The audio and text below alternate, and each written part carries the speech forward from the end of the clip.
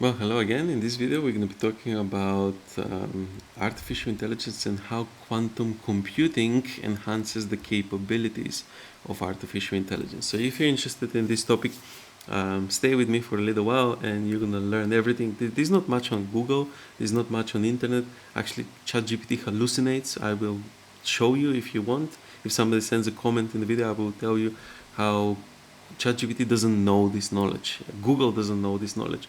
This is very technical work that you need to refer to technical papers in order to understand it. And the reason why I'm recording this video is that many people struggle to understand the mathematics and the technical aspects of quantum computing. And I explain only the part that I understand because I'm not in physics, I work in cybersecurity.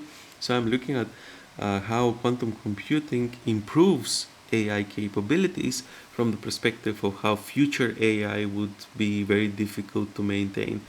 We don't know what the future holds with artificial intelligence, but once you combine artificial intelligence with computing power of the quantum computer, it's very likely that this will surpass the intelligence of a human brain, so AI would be smarter than us.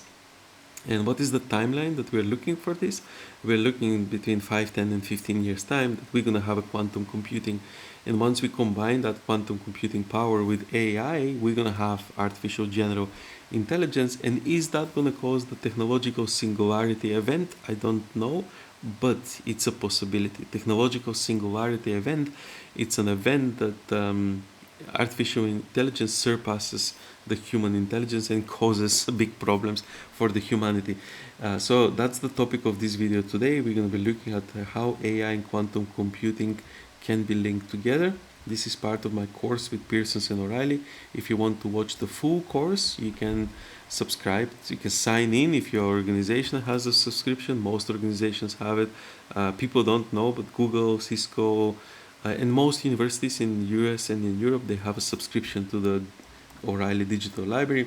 Once you click in and once you log in, you realize that you have that subscription, then you're gonna know for life. There's loads of courses that you can watch over there for completely for free if your organization has a subscription. So you can just type my name in the search engine here and you're gonna see all the courses that they're coming up depending on when you would see this video, because if you see this video after 2nd of September, then clearly that course would be over. I think they record them so you can get them on demand, but the whole idea of Pearsons and O'Reilly courses is that you see the new things as they happen. Technology changes fast, nothing stays static. So I have another course on the 10th of October. This is on agentic AI and cybersecurity risk. I have a different course on 15th of September. This is on the top 10 most risky aspects of AI. And I do have multiple books. So this is a book on post-quantum security. I can show you some really technical books. My book is completely different. It's explaining how artificial intelligence could cause the technological singularity without getting you into a stage that you want to kill yourself because it's too technical. A little bit more about myself. If you want to know more about me, I work for the University of Oxford, the Department of Computer Science. This is my profile. I've been there for 10 years, possibly longer. I've lost count. So let's start with the course that we are meant to do today. That is AI and quantum computing capabilities. Let's see what do I have prepared on this topic. So this is all the articles that I have, and I'm gonna open them all, and we're gonna start looking at these technical papers and practical solutions. So in the previous, by the way, if you want to see the whole thing, this is my preparation for the course. It's gonna be like a playlist, and you're gonna keep getting new videos every day if you subscribe to the YouTube channel. In the last two videos, we did more technical work on looking at technical papers from universities. We're gonna have less of that here, but we're gonna have more of GitHub repositories. So we're gonna have the actual code, the actual solutions. We're gonna be looking at how this is applied in practical scenarios, things that you can do today, not things that you would be able to do in 10, 15 years time. But quantum computing, it's already on Azure. So starting from an overview, looking at an overview of quantum computing and its application in artificial intelligence. Here is an article that has been viewed 2,500 times. So this is one of the articles on IEEE. I'm not the author. Let's see if we can get it. No, you have to pay a subscription for this. So I'm sure that you're going to be able to get it as a preprint if you wanted to read this. But again, I showed you how to do that in the last two videos. I showed you how to get without paying the subscription fees, and it's perfectly legitimate way of doing it. You watch my last video and you would know for life how to get free access to these journal papers. And it's again, I'm putting this on video camera. I work for a university. It's not a dodgy way that you go and bypass some settings. You are actually reading at the preprints.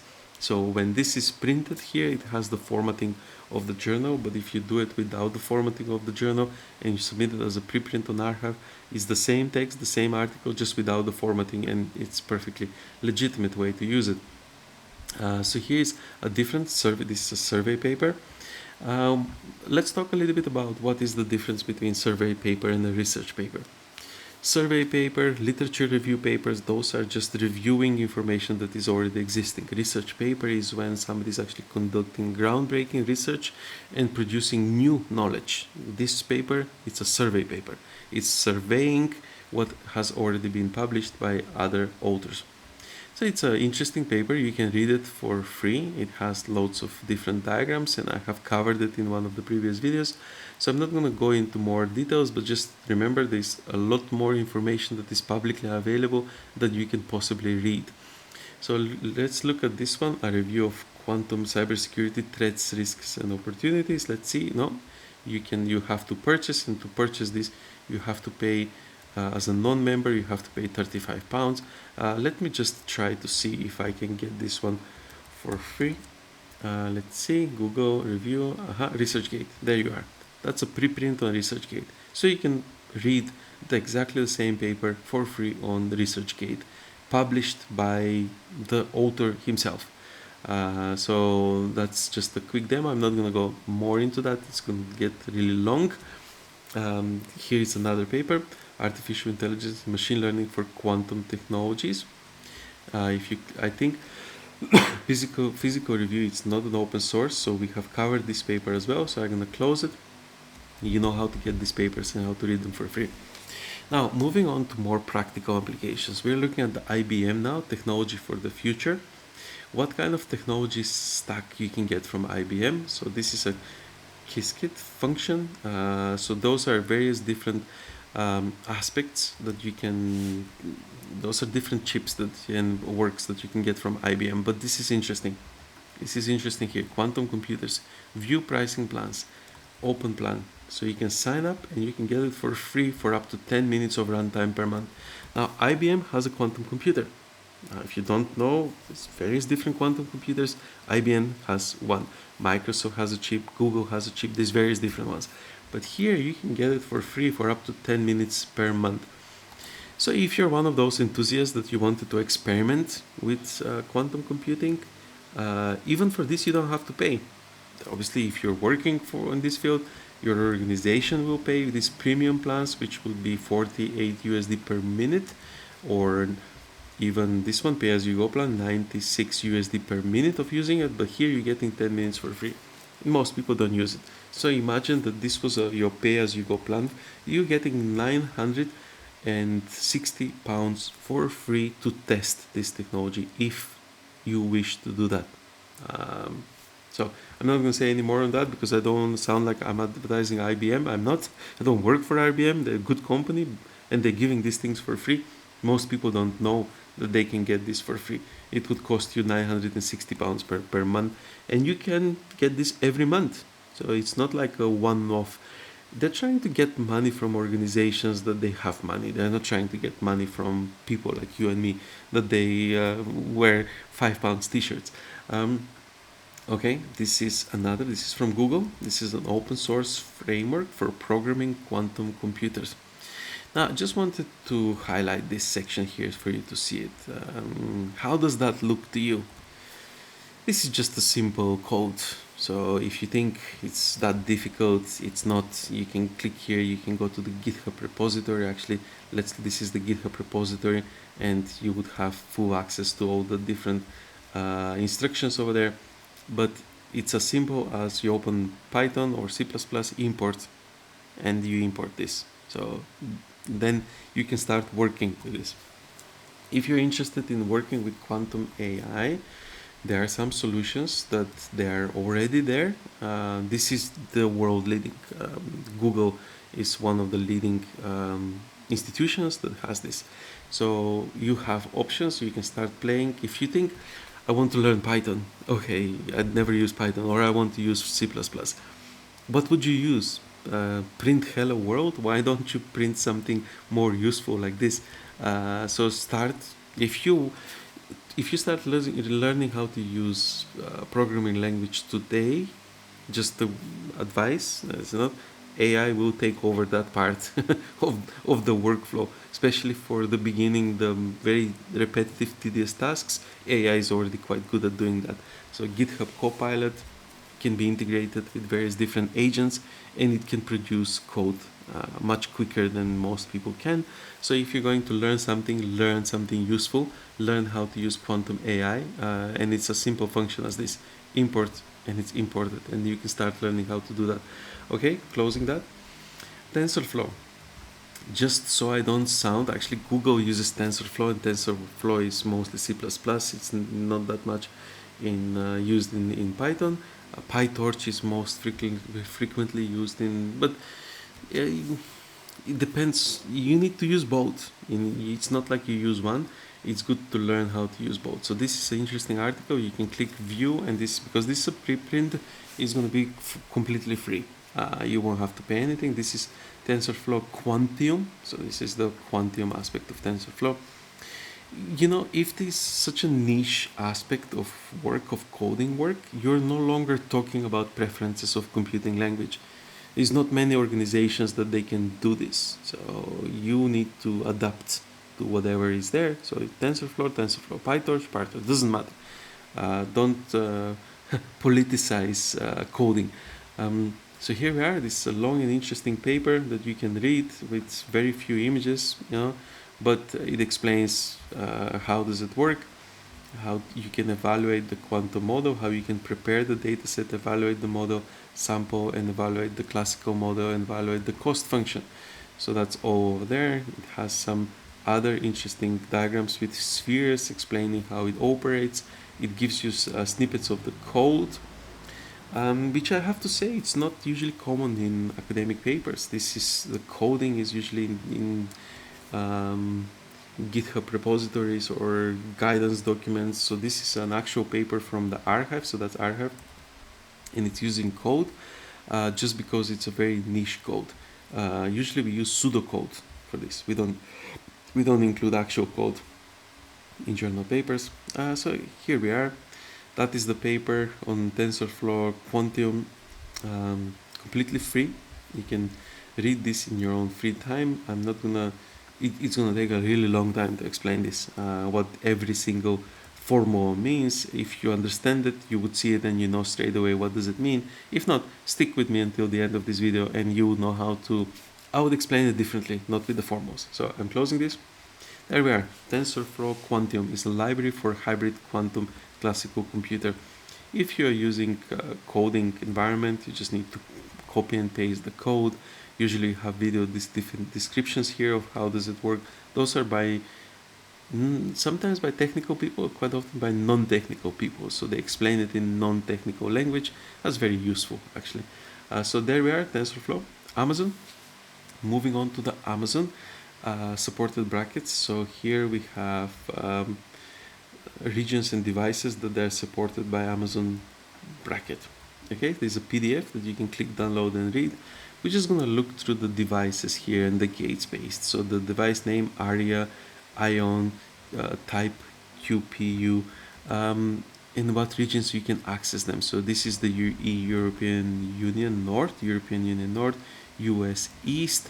Different regions would have different access to different, device names. So you can scroll down here and find all the devices that are available to you. You're going to get instructions on how you can import, and from bracket devices import. It's really not that difficult. Once you start getting your head around it, you just code that you import into your operating environment.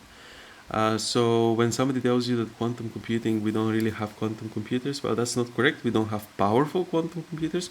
We don't have them at a sufficient number of qubits, but we have quantum computers. And actually, I showed you can have access and you can play with one for 10 minutes for free per month. This is from Microsoft Learn. So it's a quantum computing providers on Azure Quantum. So here is the list of providers that would operate on Azure Quantum, and this has a description of what they can do. So Pascal, neuroatom-based quantum processor operating at room temperature, have long coherence time and impressive qubit connectivity. The operations are performed with optical tweezers. So this is explaining what it does. So different providers, IonQ. So this is a gate-based quantum computers provided, universal and dynamic, reconfigurable in software, providing up to 25 qubits. Be careful with those 25 qubits because quite often those are support qubits, so there's not the actual 32 qubits in low IO Forte. All qubits are fully connected, meaning you can run 2 qubit gate between any pair. Okay, so you want to play with it, this is it. Qubit availability, so here it lists you how many qubits. By the way, if you don't know, this is a quiz.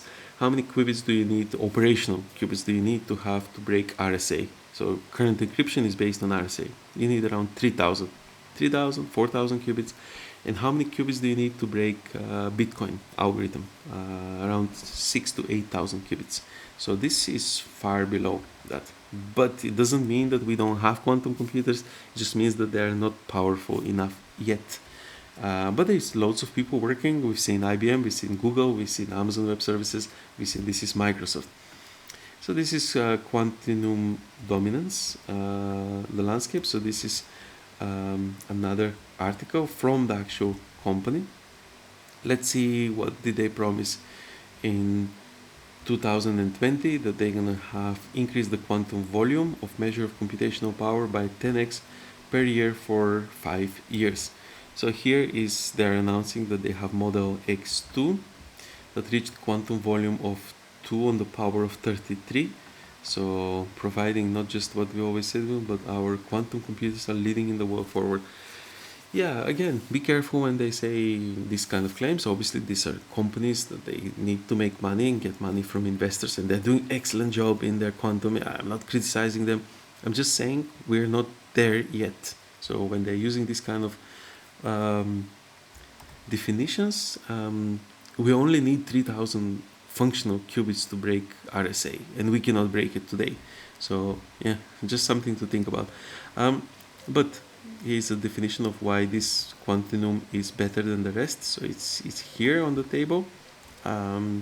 So clearly they have sources that you can check here to benchmark that. It's defining the different types of qubits. That's the important thing, because not all qubits are the same. The architecture, fixed to grid, and then the identical qubits. So this one has it, that one does not have it. Okay, so this is a comparison table of the quantum volume as well. 2 qubit error rate is listed here. So this is an interesting paper to read on how they are the best now. Okay, let's look at another. This is again very recent papers from 2025. So we are going through the recent updates, because if you read the paper that I explained in the section 1 or section 2 that they're from 1988 or 1995, they might not be as up to date as these papers. So now we're looking at the quantum volume that is listed here, and again we're getting the same information that we have already covered. So we're going to close this one. We have another Amazon bracket article. So here we already spoke about Amazon bracket, but it's just mentioning it again in terms of use cases. So you can research quantum computing algorithms, you can test different hardware, you can build quantum software. So you can get a list of all the customers that they're using Pascal. Those are the providers in VN, and then somewhere over there is going to be the other ones that we mentioned. So they're kind of the same. So there we are. This is the article on what Amazon Web Services is currently doing. Here we have comparative study of that word is very difficult to pronounce, but it just refers to if you're trying to start doing something. This is the first step of the approach. So that's what that word means. It's giving you the first step of your research methodology to apply quantum large language models without trying to pronounce that word, which I cannot pronounce, Anastas or something. So you can read this paper again for free because it's on Archive, so it's a preprint. Just let's open the document just to show you that you can read it. I'm not going to read the paper. That's going to be really long, but it has some images and some diagrams that would make the quantum circuit easier to understand. So the string diagram and the memory diagram, that's all there. It has some comparison analytics and loss and accuracy of the training using the Ritter, Spider, and Tensor respectively. So different approaches. So there we are. We're going to close this one. This is another article that you can read completely for free. And let's look at this case study from Pennyline. This is protonic quantum computers. Actually, there's different types of quantum computers. So this is one type. So here you have the actual code, and you can start applying. So this is more relevant for me because I always look at things that I can apply in practice as opposed to things that I can learn about, and it's going to show you what you can expect to get from applying that code. And here you have a little bit more code, and again, you're not going to find much code of this kind in academic papers. We use pseudocode. Pseudocode is universal for every programming language. Here, clearly, this is a specific computer language that is being used to write. And some people don't like it because they might have preference for different programming language, and pseudocode would enable them to use it. But for me, this is more useful because I can just copy and paste and start playing with it. Actually, if you've never done coding, if you're starting to learn now, just one hint, nobody cares how nice and polished is your code if it doesn't work. You have to make it work, and nobody produces the best quality code. There are different techniques that you can apply to secure your code, like Snook, Deep Code AI, so they will be running analysis of your code and looking for vulnerabilities. I have those all recorded in my channel. I'm not going to repeat them here because the video is going to get too long, but there are solutions that you can run to ensure that your code does not contain vulnerabilities. So you need to start playing with it and doing it as opposed to just thinking about it, and the best way to do it is just copy this. So you click here, you copy the code and paste it in Python, and you start working VS Code with agentic mode. It will start self-correcting. There we are. Then we have NVIDIA, CUDA-Q. So even NVIDIA is working in the field of artificial intelligence and quantum computing, and as you can see, we have the same names. So those are the same that we have seen in Amazon Web Services. Continuum, that was the one that we were looking just now. So all of those we have already seen, and towards the end of this course, the names will start being familiar. That's the whole idea, that you start with no knowledge and gradually you build up the knowledge, and by the end you're gonna know what each company does and how they are uniquely positioned. So NVIDIA, by the way, works with artificial intelligence. They build chips for AI, and now they're looking at quantum processing units for agnostic platforms. This is the Q if you want to read the documents. So you have the entire documentation here for C++, for Python API, and for quantum operations. Then you can also get the NVIDIA Q GitHub repository, and here you can find a lot of the code in Apache license, open source basically. Moving back to the Amazon Web Services, they have something from December 2024, again about Amazon Bracket. So we have already spoken about Amazon Bracket, and we have spoken about NVIDIA Q. Now, as you can see, they are also working together. And here there's there's a description of how Q operates with Amazon Web Services. And again, you can see exactly the same providers, Rigetti, Iones, so those are same names. And here you get a different simulator, giving you for CPU and for GPU simulations, and how do they perform the benchmark. Obviously here you would say execution duration in seconds. So clearly, as I said before, every company would have their own version of, so this is the NVIDIA, this apparently it's the lowest, this is the Google that we have seen, and that's again the Qiskir, that is the one, the IBM. So we have, this is the one that we have seen with IBM, that's from Google, and that is NVIDIA. Is this test correct? Of course it is, otherwise they would not publish it. If you change the parameters, is it going to be the same? Probably not. That's why different companies would have their own versions of a diagram, how they perform the best in a specific function. So, and it's not lying, it's correct, it's just that you have to understand what do they do. So here is more code that you can just use. This is a Python code, as you can see there. So if you have Python, you can start playing with this.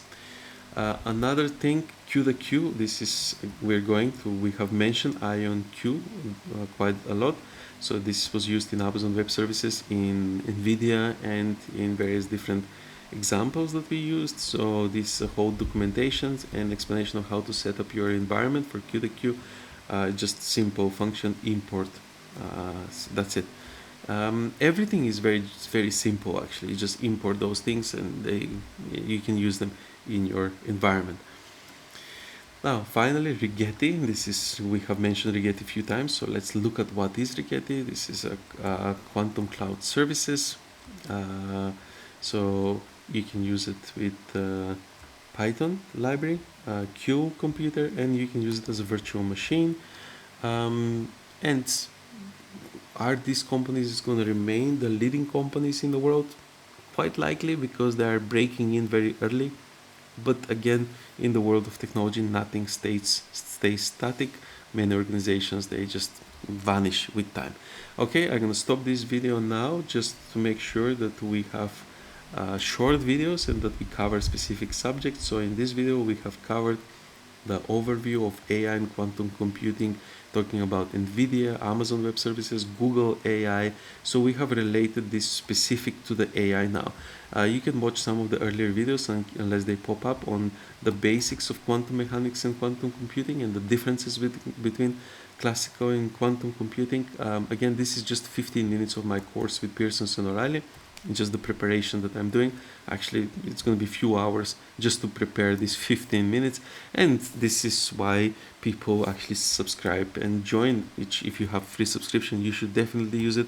There's a lot of preparation going into delivering a good lecture that is going to have demonstrations and not just PowerPoint slides and bullet points. If you want to demonstrate how something works, you have to prepare it in advance. Again, this is in 2nd of September. If you miss it, then you can just go to the search and find whatever course I'm doing then and join for the next course. Hopefully I'll see you, and if you don't have subscription to O'Reilly, sign up to the YouTube channel. You're going to get everything as a notification for completely free. I believe education should always be free, but if your organization has a subscription, clearly this is going to be a lot more polished version than the YouTube version that I'm going to publish, which is my preparation. So 15 minutes could be expanded into an hour on YouTube, and I'm going to choose the best parts and put them into the course. See you in the next one.